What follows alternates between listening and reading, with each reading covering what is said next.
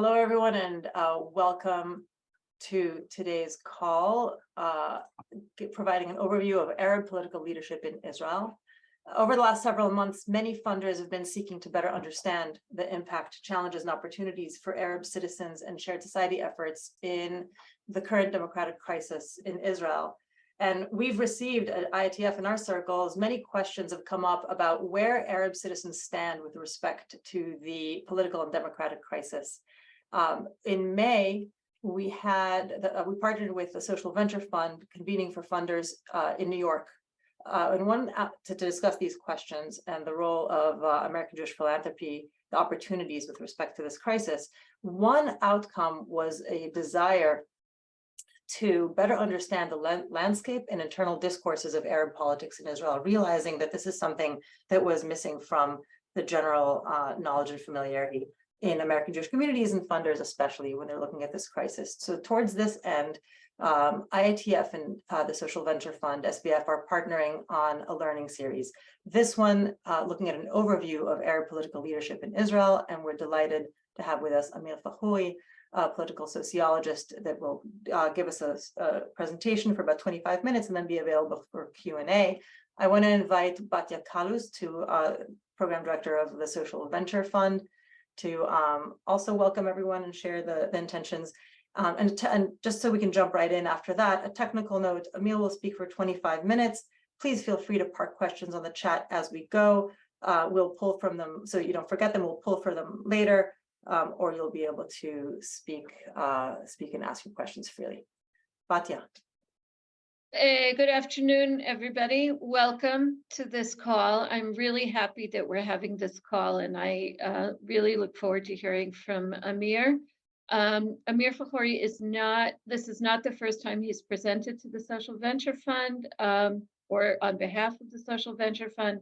He was with us a couple of years ago talking about the elections and their impact on Arab society and their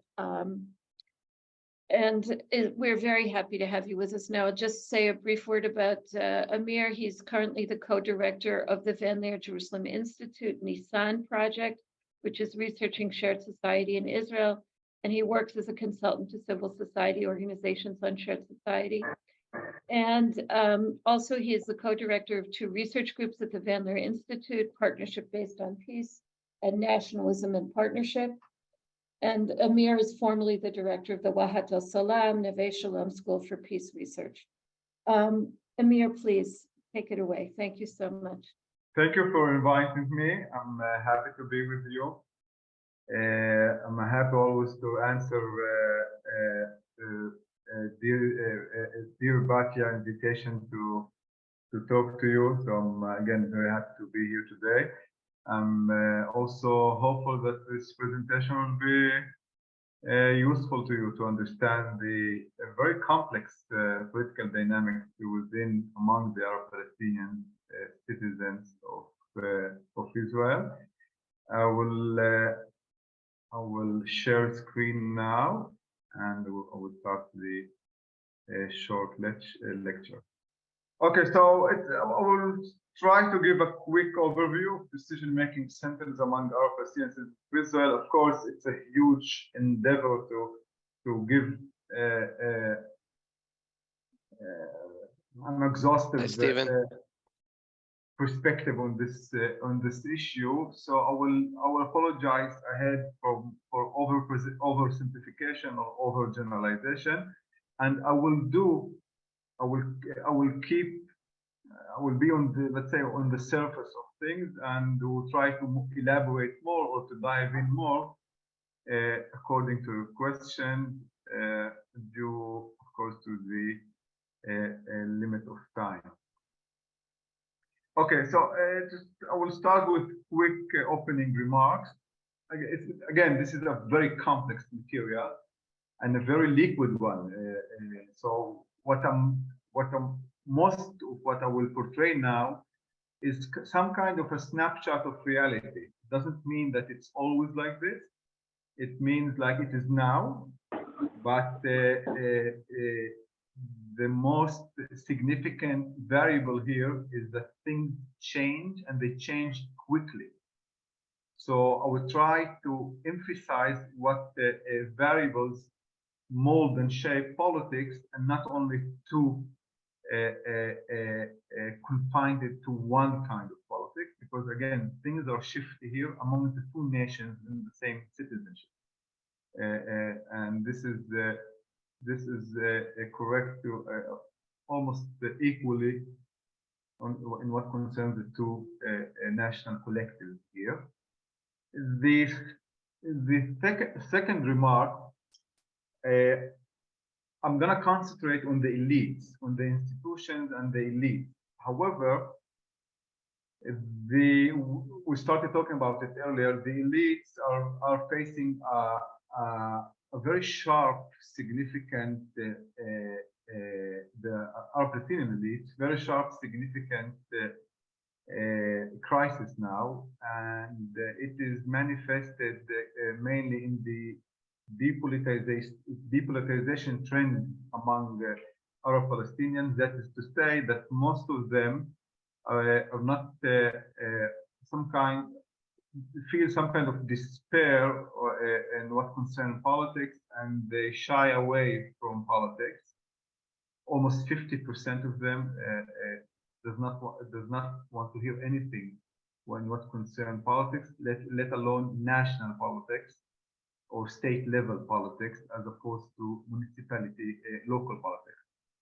Okay, so, and when I say depoliticization, it is usually espoused with de-Palestinization, because the only or almost only politicized identity and when I say politicized identity, I mean identity as a leverage of collective political behavior, is a Arab Palestinian one. There is no almost other politicized identity. So depoliticization means usually de-Palestinization, and the elite and the institution of the Arab minority are usually politicized, and that means that they are Palestinized. Okay, in this, the main cognitive scheme and script of action guiding their political performance is the Palestinian identity, and this is not to say that they have the same. They infuse the same meaning to this identity. There is a wide debate. What does it mean to be Arab Palestinian, and what concerns pragmatic politics? Okay. A third quick remark: I will differentiate between discursive politics, what politicians say, and the pragmatic politics, what they do. Okay, and these two levels does not always collapse into one another. Okay, so there's two different levels. This is a quick diagram of how you can see the voting turnouts, how the decrease in the voting turnouts from. Ameer, I don't think we're seeing your PowerPoint move. Shav? No. I'm sure I will stop sharing. There we go. There we go. Now. So okay. I think, okay, so maybe just show us for a second the previous slide, because the previous slide was the quick remark. There we go. Okay, and now, okay. Great. Okay, so you can see I talked earlier about the depoliticization trend, and one of its expressions is, of course, not the only expression, and one of the main expression is the decrease in voting turnouts. You can see it. It's very obvious when you look at it in a broad perspective. From 49 to 2021, there is a sharp decrease, culminating here and there, but there is a sharp decrease, especially after 2000, after 1999, which is after the October events, when 13 Arabs were gunned down by the police. This was it was perceived negatively by the Arab citizens, and it is quite expectedly translated into low voting turnout. So this is part of the depoliticization. So the elites has all the time to invest a lot of effort to bring their base, their people into politics. if we have enough time at the end, I will show you other diagrams of how many Palestinians are interested in politics in comparison to their Jewish co-citizens. Okay, decision-making systems among Arab citizens of Israel. Can you see the slide? Wonderful. So, without trying to be exhaustive, I think there is 5 main decision-making centers. One is, of course, the most important, the political parties, especially the parliamentary politics, because not all of the political parties are represented in the parliament, which is the Israeli Knesset. Even almost 30% of the political parties are not represented in the parliament because they do not believe that this is a legitimate avenue for change. So, for example, the Islamic movement, the North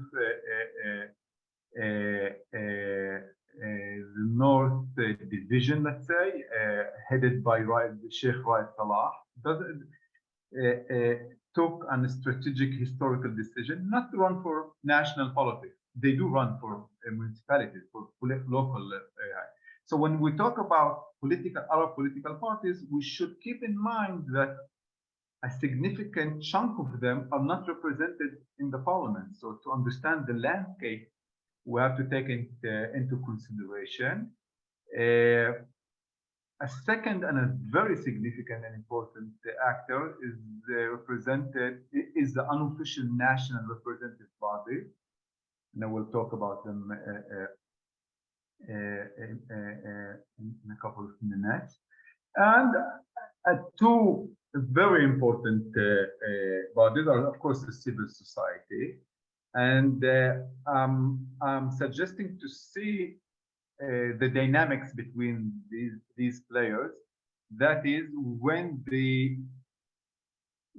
the perception of efficacy concerning one body gets low, the perception of efficacy concerning other body gets higher. For example, after 2000, when the Arab minority started to think that there is no use or that the parliamentary politics is not effective, we have witnessed a thrive in civil society organization. So the 5 centers are interconnected. When they thought that the parliamentary politics is effective, especially in the era of the joint list, as you know, the interest in unofficial national representative bodies decreased significantly. Okay, so let's say there is one political energy, and it's divided between the 5 bodies. So it will give us more complex understanding of this issue. And the 5th player, of course, are different elites like academics. Academics enjoy a very prestigious status among Arab Palestinians. Their saying is meaningful. They shape and mold a huge part of the Arab Palestinian consciousness. So they're very important. And this is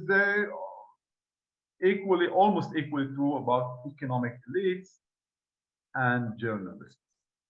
And of course, it's not unique to this group. It's relevant to other parts of the world, and of course to the Jewish nation and foreign citizens.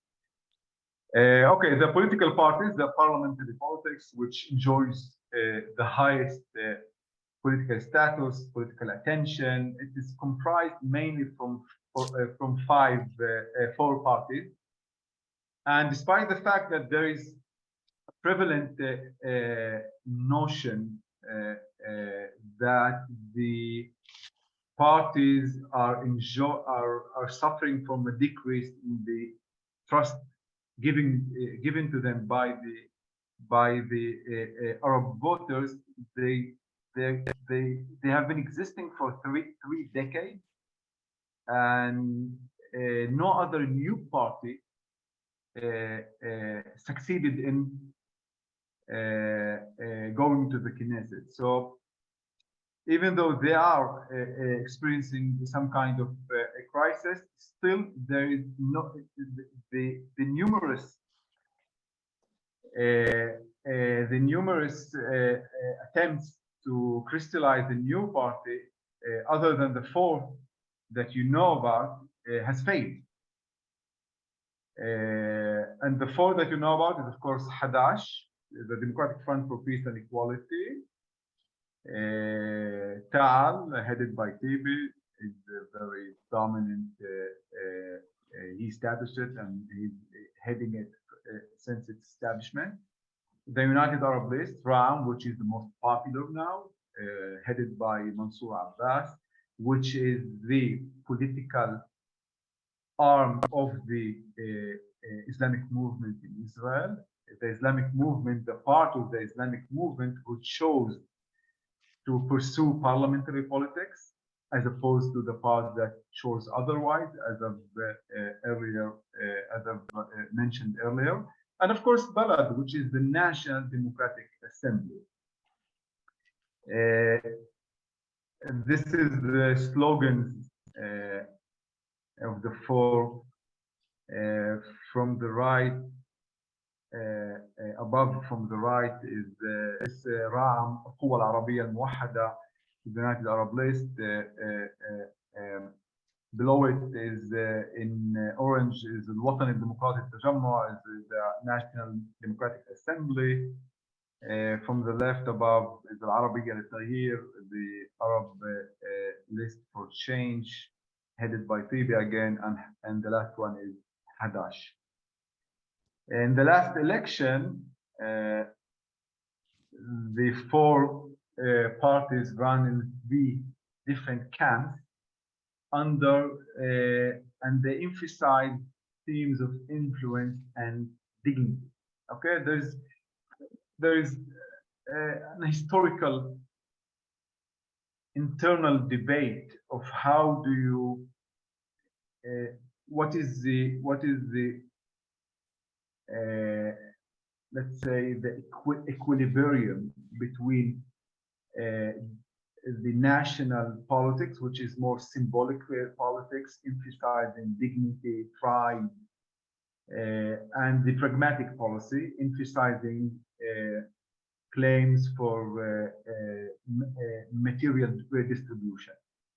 Okay, so the dignity will be the code for symbolic, for national symbolic policies, and the influence will be the code for claims which is more associated with redistribution of state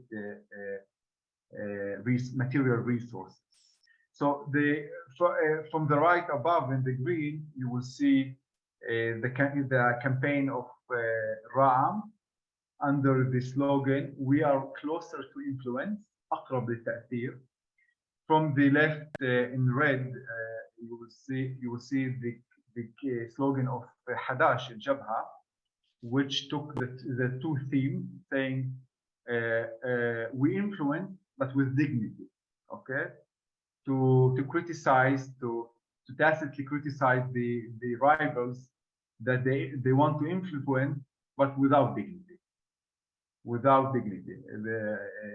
And the last one is below is the slogan of the National Balad, which is the national party, which emphasizes the national sentiment and lexicon, not mentioning neither influence nor dignity. They think that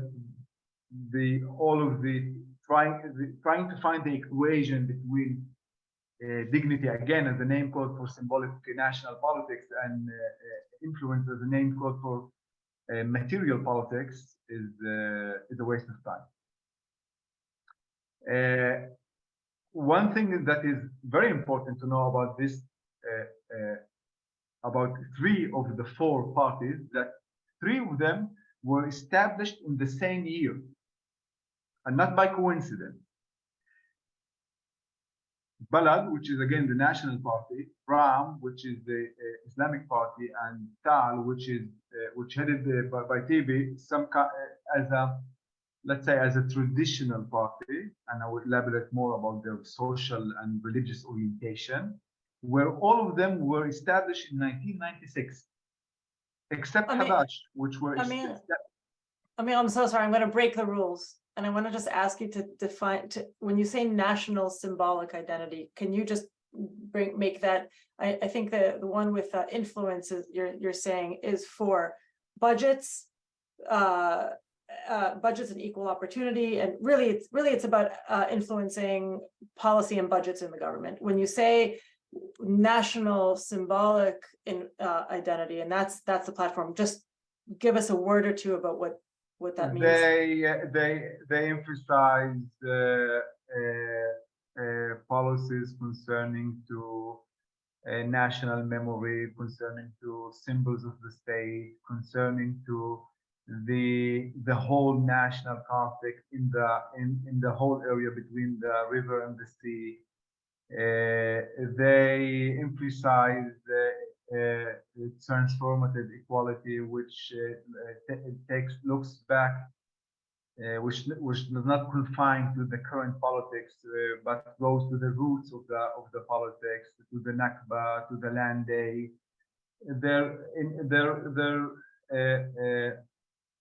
Their framing of the relationship with the state is much broader than let's say budget. Okay. Thank you for now. So 3 of the 4 parties were established in 1996, and this is by no means a coincidence. In 1996, this is the year. This is after Oslo, the second Oslo Accord, when the Palestinian elites in Israel realized that they were forsaken by their co-nation, by the elite, by the PLO, and they were also forgotten by their own state. The Israel has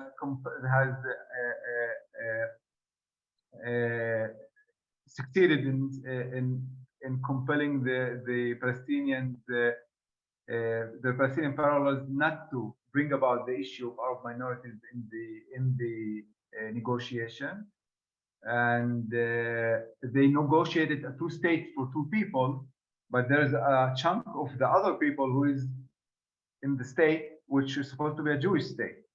So 1996, among observants and experts, is the year where the Arab Palestinian elite started to foster a national consciousness of a third party between the river and the sea, which is trapped between the Palestinian statehood national project and between the Jewish state. Okay, and there are not, at least not symbolically, they felt that they are they are on their own, and they started building a politics which is in line with this feeling, and it is relevant until now. Hadash, as opposed to the other 3 parties, that were again established in 1996, were established in 1976 after the Land Day, which was the first national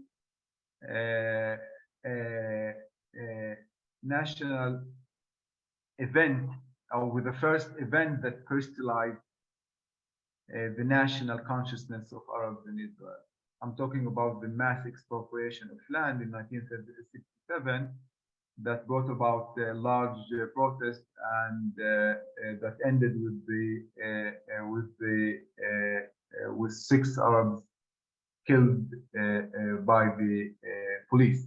This was the first big event that commemorated until now.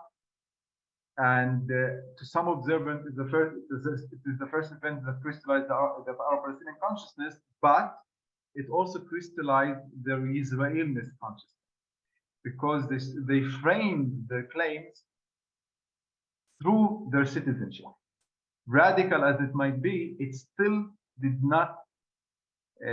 It still was framed in the scope of their citizenship, and their claims were confined by their citizenship. So other observants say this was the year that they re-embraced their Palestinianhood, but fostered without intention their Israeliness, because they internalized their status as citizens of Israel. Okay, so and this brings me to the other common denominator between the first I have to mention the central claims toward the state. All of them want equality, individual and national equality, but in different let's say philosophies. Okay, and believe me, to understand the difference between their philosophies, it's a matter of a PhD. It's not a matter of. It's very difficult to understand what is the difference. On that note, Ameer, I don't know if you're seeing my messages that we have. It's an 8-minute warning. Okay, so I will go faster. In what concerns religious and social orientation, the RAM, of course, is an Islamic party. Their base are religious, mainly religious, but also traditional. Hadash is a secular party, but it evolved also in a matter that it also represented traditional segments of the population. Tajamma, which is again the national party, is a secular one. And Tibi's party, which is the Arab list for change, is mainly traditional. If I may borrow from the Jewish lexicon, traditional, but also religious. And the level of religiosity is becoming more and more relevant and more politicized in this era. If the main axis of identification was the axis between Israeliness and Palestinianhood, which dominated the political discourse, now the level of religiosity is becoming more and more relevant and more and more principle of political organization. Okay, so the second and very important body is the Higher Follow-up Committee for Arab Citizens in Israel, which is some kind of extra parliamentary umbrella organization established, some kind of unofficial parliament of the Arab Palestinians, or at least this is what they wish, most of them, not all of them, wish that it would be an official parliament.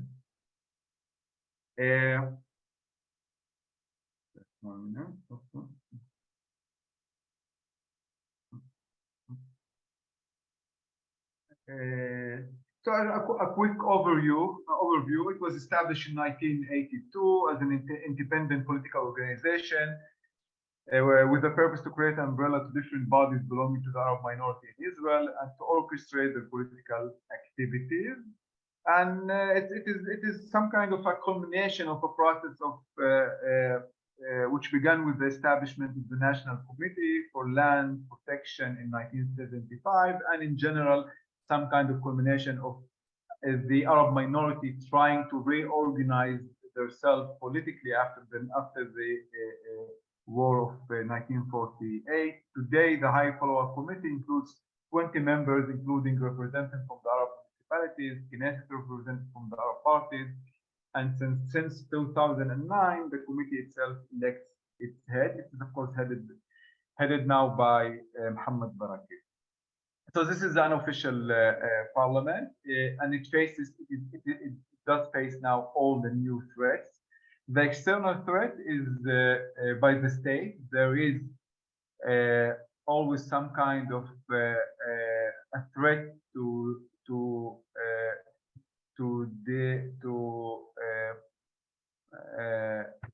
להוציא את זה מחוץ לחוק, to ban it, to ban the behavior, the organization of the high follow-up committee. There is even a new talk about it under this wonderful government that we have. Internal threat, they are experiencing a sharp decrease in the political status. Most of the Arab Palestinians, and this is a sad thing to do, most of the Arab Palestinians in Israel doesn't think highly of the high follow-up committee, and they think that it is most an elite project and not a project which is attentive to the concerns and grievances of the ordinary people. And they do experience competition, as I earlier mentioned, especially from the joint list. There was a heated debate about that, criticizing the trial to make the joint list as the main address for the Arab minority.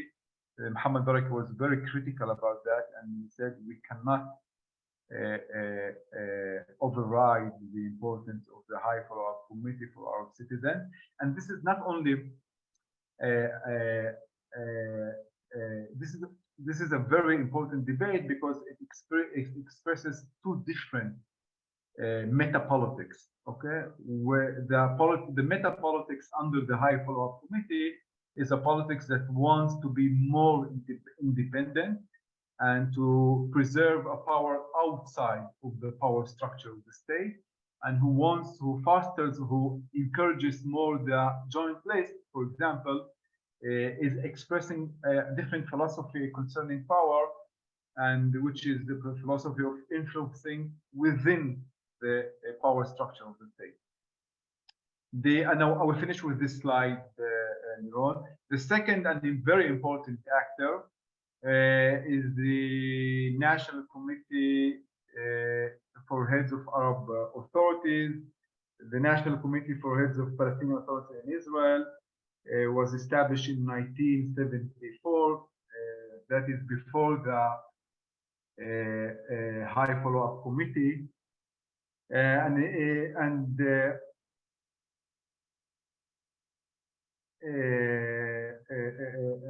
It was established with the aim of representing the leading economic, social, and municipal interests of the Palestinian Arab society in Israel vis-a-vis the government of Israel in the face of exclusion, expropriation.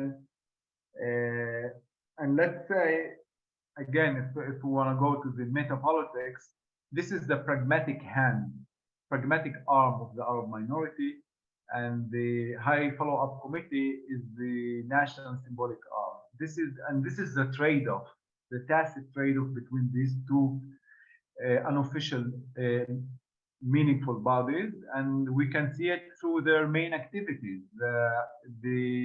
The symbolic ideational role is taken by the High Follow-up Committee.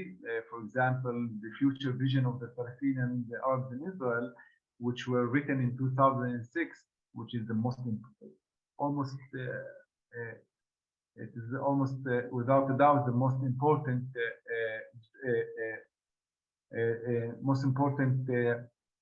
text written by this minority is an effort led by the High Follow-up Committee, and it was perceived as a very radical move by this minority. And the commemoration days, like the Land Day, the Nakba, the October event, this is the typical and annual activity of the High Follow-up Committee, again, as an example of their role in this among this minority.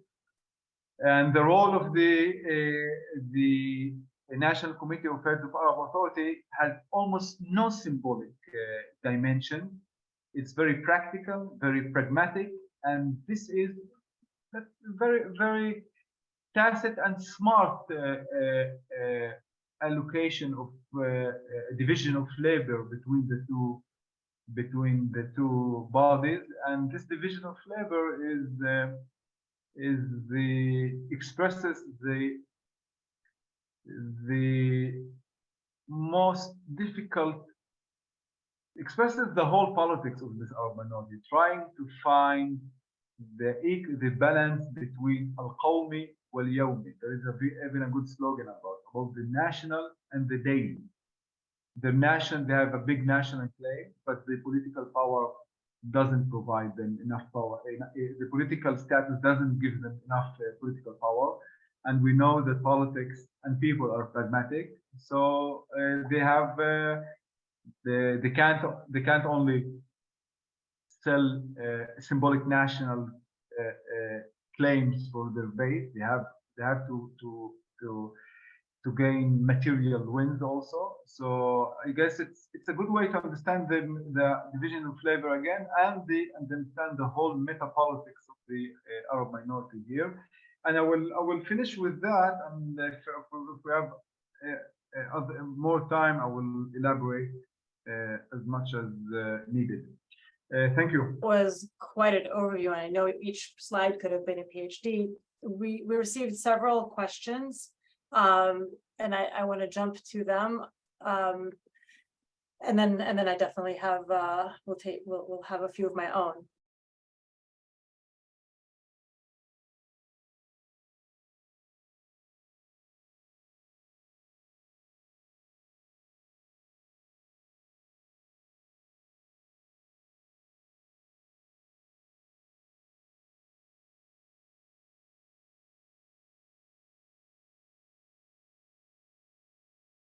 It's part of it.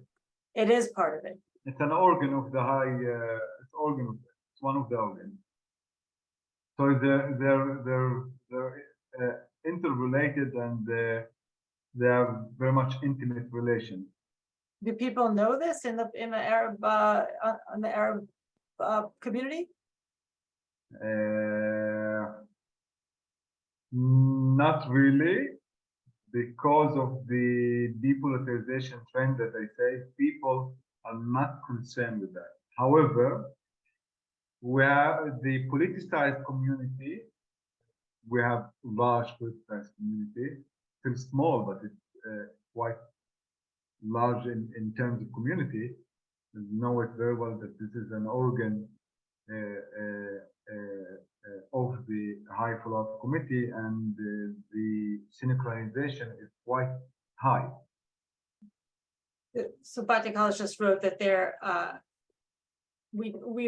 that they are separate formal organizations. Maybe they came from one from the other. Maybe there's some confusion around that. Okay, maybe formally they're separate, but in terms of the people, they are formal legal terms. That's important. Separate, yeah. But strategically, they're the same but they're very intimately connected. Okay. And so the first question is, how do people join the decision-making bodies, and how much turnover there is? The high follow-up committee are the members of them are represented, so they're already elected by their parties, by the other parties, so they're only represented. So they people indirectly influence their decision, but people don't vote for the head of them. It's internal voting for the head since 2009.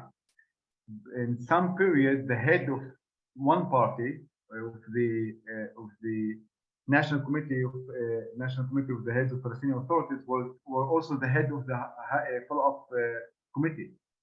In some period, it's the same head. Again, to express that in our mind, our consciousness,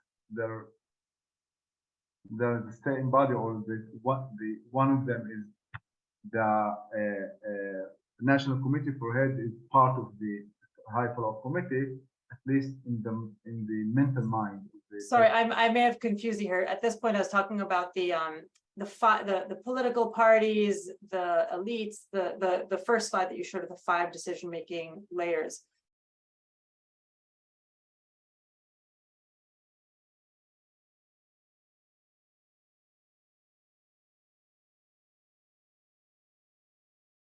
The most prevalent or most of the most robust critiques now voiced by youngsters who, for example, started the movement Hirar, saying that these institutions are led too much influenced by elite, and it's very hard to go into this closed circle, and this is in general one of the most significant critiques about these institutions, that they are very enclosed, and their ability to host new players, new voices is very low. And I have to admit, to a great extent, it's true. It is true to a great extent. They're now trying to internalize this criticism and trying to open more to new players, especially in generational wise, because most of them also come from specific generation, and I mean generation in a sociological way, not only in a chronological way. So you're right in that. This is one of the critiques about them, and it is quite based critique about the parliamentary politics, parliamentary parties, and about the national committee of about the high follow-up committee, which is comprised by mainly, not solely, by the parliamentary politics. It is at least dominated by the 4 parties.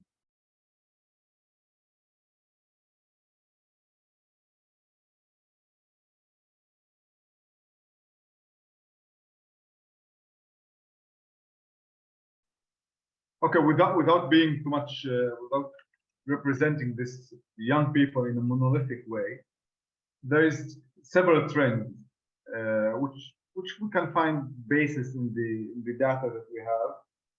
One is hyper-politicized, and the hyper-politicized youngsters are not interested in any politics, let alone politics which engage the state apparatus. They don't see any meaning or any usefulness in engaging in playing this game under the slogan "You can beat the master with the master's tools." This would be the prevalent slogan of this chunk of youngsters. Other youngsters are opt for depoliticization, which means again depalestinization, saying we have enough problems of our own. Please disconnect us from the politics of the Palestinians outside of the Israeli citizenship and focus into the material politics, and that alone. It usually starts with an identity project of creating an Arab Israelis, and usually politics, the pragmatic or symbolic politics is a start with different identity projects, but the vast majority, if not all of the elite, are still invested in the Palestinian identity project. However, there is different meanings infused into this politics and different performance associated with that. The emergence of Mansour Abbas would be a good example. He is part of the Palestinian identity project. However, he infuses this project with different meanings that we other than we used to. Thus, the very intense, heated debate about that, and the other materialistic project, the Arab Israeli project, didn't found a champion among the Arab elite yet. So there's different trends, but the center, there is almost no center between the two trends, saying a center that can hold and manage the tension between the Israeli identity and the citizenship status and the Palestinian national affiliation. This tension is becoming more and more difficult. And of course, in these times under this government, it's become almost impossible. Curious if you can speak a little bit about influence and today, do you see, I hope you don't, there's noise behind me. Do you see which one of these decision-making centers what are the most influential issues or decision-making centers affecting Arab Street and young people? Do you see right now, in this moment of flux? In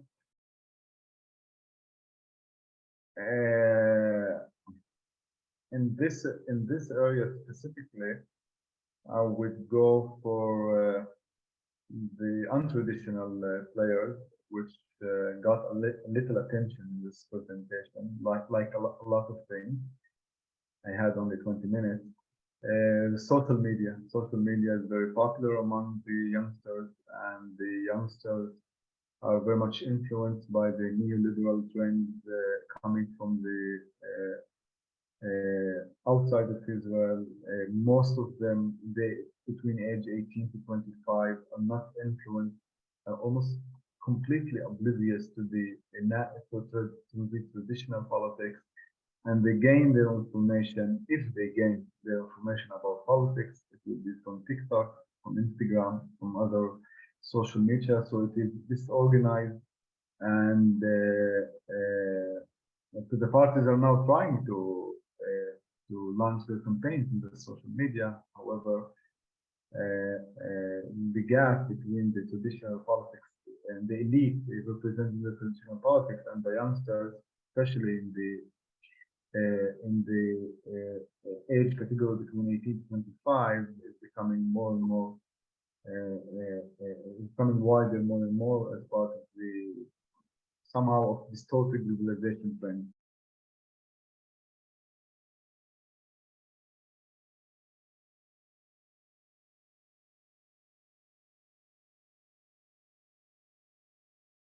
It evolved in a way that the logic of the local level is very different than the logic of the national state level. The logic of the local level is more dominated by traditional social structures, dominated by the hamulas, the big families. You will not find any national symbolic dimension in this localities. You will find a high rate of turnout, maybe an average of 88%, because of the high self-perception of efficacy and a high and almost immediate gain. If your candidate is elected, you will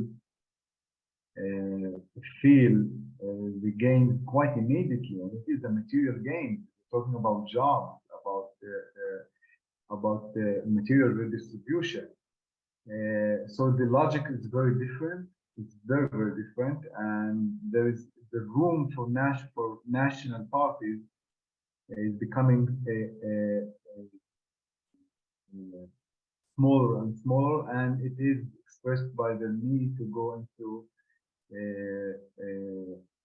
local alliances, and they don't go for elections alone. Most of them align with the local political power, because they know that they alone they're finding more difficulty in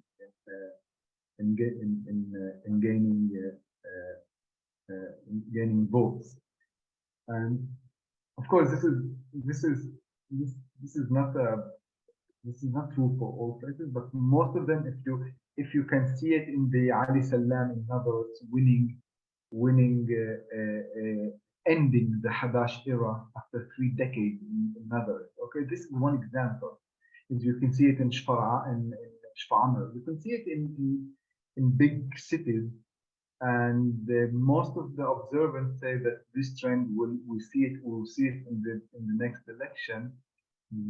That the national politics, the four national parties will have almost none to zero success in the local municipalities, especially under this government. And this government again will encourage players which de-emphasize their national identity politics or national politics.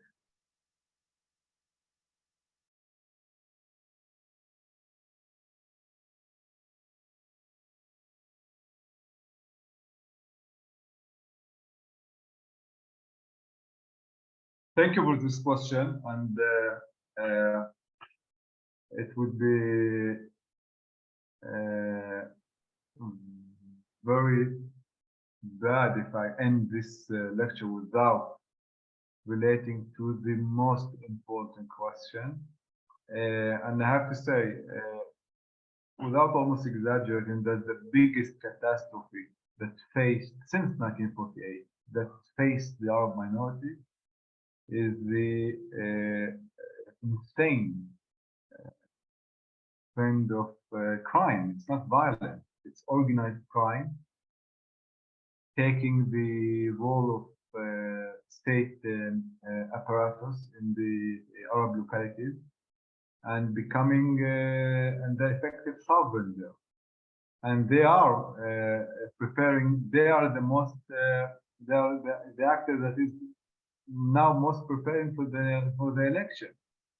Because as we know about organized crime in other parts of the world, they seek to find power centers, and the localities, especially after a governmental decision like the famous governmental decision that allocated a lot of money to the municipalities, became very attractive to the crime groups.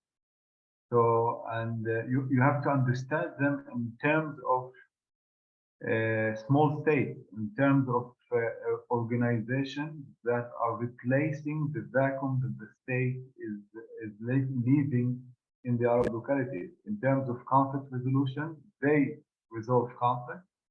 In terms of enforcing law and order, they enforce law and order. In terms of banking system, they loan the money and they enforce the return of the money. So confining them only to violence would be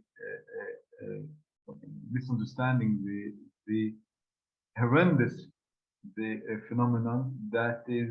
If it will continue, almost all of my, if not all of my presentation today will be irrelevant. Will be irrelevant because these guys will be the new elites. They will influence politics. They will decide who will run for politics, and they feel that they can do anything. They feel that and this is the most dangerous thing, that the Israeli officials has understood, that this is the most effective way to neutralize the Arab politics. Just unleash other elites. Elite will be incorrect word. Unleash other leadership, the crime leadership, and they have. You have to know they enjoy status because people are afraid of them, and they don't walk around like criminals. They walk around like respected, revered people. They dress like respected, revered people, like businessmen, but in effect, they're trying to replace the state by the tacit agreement of the central state. And if we don't stop this phenomenon in this stages, we will deal with a new Arab-Palestinian social fabric and new politics, and it will be quite tragic. So, what a note to close on. Thank you for the question, and thank you for that very clear response. I think that the biggest takeaway I have is, as we're asking ourselves a question about the democratic crisis in Israel, to understand that for Arab citizens, the crisis is on a different track. It's a crisis it's a political crisis of a different sort. It's less about the judicial overhaul and less about the democratic crisis and more about who can actually represent us. And it's a survival and existential crisis related to crime. That's my takeaway from your last answer.